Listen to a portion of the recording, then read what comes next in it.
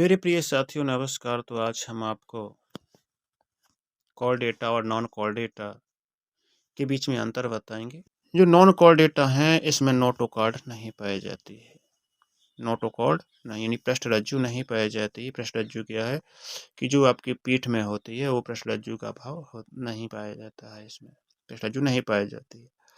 और call data संघ के जंतु हैं। इनमें क्या होता है जीवन की किसी न किसी अवस्था में नोटो कार्ड अवश्य पाई जाती है। तो ये कॉल डेटा के लक्षण है और ये नॉन कॉल डेटा के लक्षण है। दूसरा लक्षण है नॉन कॉल डेटा का कि इसमें केंद्रीय तंत्र का तंत्र ठोस होती है तथा आहार नाल से नीचे यानी कि अधर तल पर स्थित होती है। इसका कॉल डेटा का दूसरा लक्षण है तो इसमें जो तंत्र का तंत्र है खोखला होता है, नालवत होता है और आहार नाल के पृष्ठ तल पर होता है, जैसे कि पेट की रीढ़ की हड्डी इस तरीके से होता है। और नॉन कॉल डेटा में है कृष्णि तथा गिल दरारें नहीं होती हैं। इनमें क्या होता है कि गिल्स नहीं पाए जाते हैं। और जो कॉर्डेटा संघ के जंतु हैं इसमें ग्रसनी और गिल्सा दरारें या गिल्स पाए जाते हैं। किसी न किसी अवस्था में ज़रूर पाए जाएँगे। चौथा है नॉन कॉर्डेटा का लक्षण तो हृदय यदि होता है तो पृष्ठ तल पर होता है, यानी कि पीठ की तरफ होता है। और कॉर्डेटा में जो हृदय होता है वो पेट की तरफ होता है, यानी अधर तल पर स्थित होता है। पाँचवाँ है नॉन कॉर्डेटा कि रुधिर परिसंचरण तंत्र खुला होता है। और जो कॉर्डेटा है इसमें जो रुधिर परिसंचरण तंत्र है जिसमें ब्लड बहता है वो बंद होता है। अब नॉन कॉर्डेटा में है हीमोग्लोबिन यदि होता है तो प्लाज्मा में घुला होता है। और कॉर्डेटा में जो हीमोग्लोबिन होता है जो आरबीसी में यानी रक्त कणिकाओं में पाया जाता है। सातवां नॉन कॉर्डेटा है इसमें हेपेटिक पोर्टल सिस्टम नहीं पाया जाता है, मतलब यकृत निवाहिका तंत्र नहीं पाया जाता है। इसमें यकृत निवाहिका तंत्र पाया जाता है कॉर्डेटा में। आठवां है इसमें पोस्टल एनल टेल नहीं पाई जाती है, यानी कि पुच्छ नहीं पाई जाती है। जंतुओं में गुदा के पीछे पीसी युक्त एक पूंछ पाई जाती है, जो कुछ जंतुओं में भ्रूण अवस्था के पश्चात ही समाप्त हो जाती है। अब चलते हैं संघ कॉर्डेटा के लक्षण देख लेते हैं। तो संघ कॉर्डेटा के लक्षण में एक जीव दिख रहा है आपको। तो सभी जंतुओं के शरीर में जीवन में किसी न किसी अवस्था में नोटोकॉर्ड पाई जाती है। तो नोटोकॉर्ड कहाँ है? ये नोटोकॉर्ड है, देख लेते हैं। ये पश्च गुदा जो पुच्छ है ये पुच्छ पाई जाती है। ये पृष्ठ रुधिर वाहिनी है। ये कॉर्डेटा के लक्षण है। ये तंत्र का तंत्र है, ये मस्तिष्क है, ये मुख है, ये गिल दरारें हैं, ये ग्रसनी है। ये आहार नाल है तो आहार नाल के ऊपर है, यानी कि पीछे की तरफ ये पाई जाती हैं। ये प्रतिपृष्ठ रुधिर वाहिनी है। ये हृदय है जो नीचे की तरफ पेट की तरफ पाया जाता है।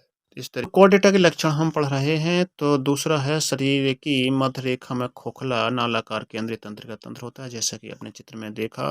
भ्रूणी अवस्था या वयस्क अवस्था में ग्रसनी की दोनों पार्श्व भित्तियों में गिल्सा स्लिट यानी गिल दरारें पाई जाती हैं, जो कि श्वसन में सहायक है।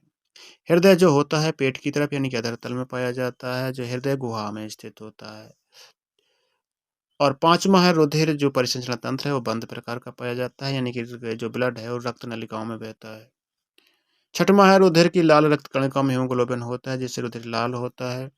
सभी जंतुओं में गुदा के पीछे पूंछ पाई जाती है, जो कुछ जंतुओं में भ्रूण अवस्था के बाद खत्म हो जाती है, कुछ में जीवन पर्यंत पूंछ बनी रहती है। जीवन की उत्पत्ति की जो 4 श्रेणियां हैं वो देख लेते हैं।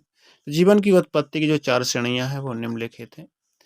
नंबर 1 है जीवन की उत्पत्ति एक अलौकिक घटना का परिणाम है, जो कि भौतिक और रासायनिक विज्ञान तथा अन्य विज्ञान में वर्णनात्मक शक्तियों से परे है। मतलब क्या है कि जो जीवन की उत्पत्ति है किसी को समझ में नहीं आई है, चाहे वो कोई सी विज्ञान हो, चाहे वो कुछ भी हो, चाहे कोई साइंटिस्ट हो, किसी ने आज पूर्ण तरीके से वर्णन नहीं किया है। दूसरा है कि जीवन विशेष रूप से सरल और अनायास और सहजता से कम समय में निर्जीव पदार्थों से उत्पन्न हुआ है। मतलब जो जीवन है हमारा निर्जीव पदार्थों से ही उत्पन्न हुआ है, अनायास हुआ है, बहुत आसान तरीके से हमारा जीवन की उत्पत्ति हो गई है। तीसरा है कि जीवन हमारा जो है पदार्थ से जुड़ा है, मैटर से जुड़ा है, यानी परमाणु, अणु, न्यूट्रॉन, प्रोटॉन, इलेक्ट्रॉन से जुड़ा है। इसकी कोई शुरुआत नहीं है, मतलब इसकी ये अणु को पता नहीं है कैसे शुरू हुए हैं, कैसे बने हैं। और पृथ्वी की उत्पत्ति के समय उसके तुरंत बाद पृथ्वी पर जीवन का आगमन हो चुका था। जो चौथा है तो प्रगतिशील रासायनिक प्रक्रियाओं की एक श्रृंखला द्वारा प्रारंभिक पृथ्वी पर जीवन का उदय हुआ, जो प्राइमेटिव पृथ्वी थी जिस पर हमारी ऑक्सीजन नहीं थी, तब हमारे जीवन की उत्पत्ति हो ऐसी प्रतिक्रियाओं की संभावना हो सकती है कि एक से एक अधिक असंभव रासायनिक घटनाओं की आवश्यकता हो। मतलब ऐसी भी संभावना हो सकती है कि पहले बहुत सी रासायनिक क्रियाएं हुई हों, फिर जीवन की उत्पत्ति हुई। इस तरीके से इसकी 4 श्रेणियां बताई गई हैं। तो ये विशेषकर जो क्वेश्चन है जीवन की उत्पत्ति से ही संबंधित है। यदि आपको विस्तार लिखने को आ जाए तो आप जीवन की उत्पत्ति वाला ही इसमें 4 श्रेणियां जो 4 हेडिंगें हैं उसको आप लिख सकते हैं कि